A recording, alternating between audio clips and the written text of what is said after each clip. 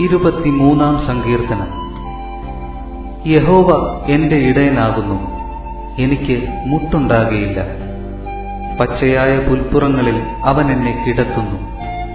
സ്വസ്ഥതയുള്ള വെള്ളത്തിനരികത്തേക്ക് എന്നെ നടത്തുന്നു. എന്റെ പ്രാണനെ അവൻ തണുപ്പിക്കുന്നു.